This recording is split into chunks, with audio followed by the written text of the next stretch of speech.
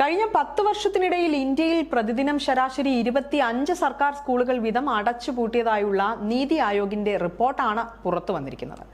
രാജ്യത്തെ സ്കൂൾ വിദ്യാഭ്യാസത്തിലെ 10 വർഷത്തെ അവലോകനവും നയരേഖയും ചർച്ച ചെയ്യുന്ന റിപ്പോർട്ടുകളിലാണ് ഈ കണക്കുകൾ വ്യക്തമാക്കിയത്. റിപ്പോർട്ട് പ്രകാരം കഴിഞ്ഞ ഒരു പതിറ്റാണ്ടിനിടെ രാജ്യത്തുടനീളം മൊത്തം 94,000 സർക്കാർ സ്കൂളുകളാണ് നിർത്തലാക്കിയത്. 2014-15 കാലയളവിൽ 11.07 ലക്ഷമായിരുന്ന സർക്കാർ സ്കൂളുകളുടെ എണ്ണം 2024-25 ആയപ്പോഴേക്കും 10.13 ലക്ഷമായി ചുരുങ്ങി.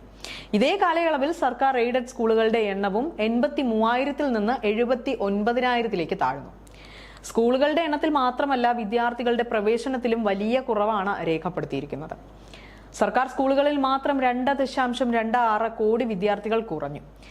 ജനനിരക്കിലുണ്ടായ കുറവ് കാരണം സ്കൂൾ പ്രായത്തിലും കുട്ടികളുടെ എണ്ണത്തിലുണ്ടായ ഇടിവ്, കുറഞ്ഞ കുട്ടികളുള്ള സ്കൂളുകൾ തമ്മിലുള്ള ലയനം, സെക്കൻഡറി തലത്തിൽ കുട്ടികളെ നിലനിർത്തുന്നതിലെ വെല്ലുവിളികൾ എന്നിവയാണ് ഇതിന് കാരണമായി റിപ്പോർട്ടിൽ ചൂണ്ടിക്കാട്ടുന്നത്. എന്നാൽ ഇതേസമയം സ്വകാര്യ സ്കൂളുകളുടെ എണ്ണം 2.88 ലക്ഷത്തിൽ നിന്ന് 3.39 ലക്ഷമായി വർദ്ധിക്കുകയും ചെയ്തു. ദേശീയ തലത്തിൽ വിദ്യാഭ്യാസ ഗുണനിലവാരത്തിലും സ്കൂൾ മാറ്റ നിരക്കിലും കേരളം മുൻപന്തിയിലാണ്. അപ്പർ പ്രൈമറിയിൽ നിന്ന് സെക്കൻഡറി തലത്തിലേക്കുള്ള കുട്ടികളുടെ മാറ്റത്തിൽ കേരളം 99.6% എന്ന മികച്ച നിരക്ക് നിലനിർത്തുന്നുണ്ട്. കൂടാതെ പഠന നിലവാരത്തിൽ കേരളത്തിലെ വിദ്യാർത്ഥികൾ ദേശീയ ശരാശരിയേക്കാൾ വളരെ മുന്നിലുമാണ്.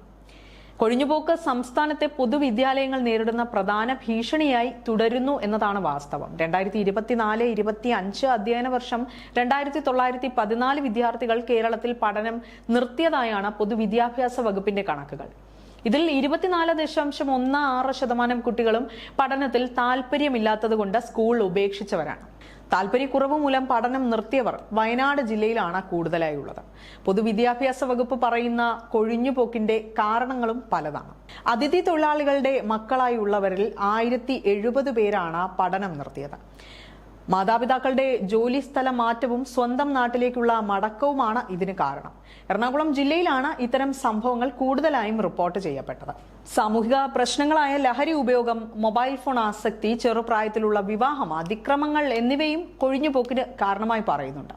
വിദ്യാഭ്യാസത്തോടുള്ള മാതാപിതാക്കളുടെ മനോഭാവം, മതപഠനത്തിന് നൽകുന്ന മുൻഗണന, സാമ്പത്തിക ബുദ്ധിമുട്ടുകൾ, സ്കൂളിലേക്കുള്ള ദൂര കൂടുതൽ എന്നിവയും റിപ്പോർട്ട് ചെയ്യപ്പെട്ട കാരണങ്ങളിലുണ്ട്. കുറഞ്ഞ എൻറോൾമെന്റ് ഉള്ള സ്കൂളുകളെ ലയിപ്പിക്കുന്നത് വിഭവനങ്ങളുടെ മികച്ച വിനിയോഗത്തിന് സഹായിക്കുമെങ്കിലും സ്കൂളുകൾ ഇല്ലാതാകുന്നത് കുട്ടികൾ പഠനം നിർത്താൻ കാരണമാകുമെന്ന് വിദ്യാഭ്യാസ പ്രവർത്തകർ ആശങ്കപ്പെടുന്നുണ്ട്. സെക്കൻഡറി തലത്തിലെ പഠന വിടവുകൾ നികത്താനും സ്കൂൾ സൗകര്യങ്ങൾ മെച്ചപ്പെടുത്താനും നീതി ആയോഗ് റിപ്പോർട്ട് നിർദ്ദേശം നൽകിയിരിക്കുകയാണ്.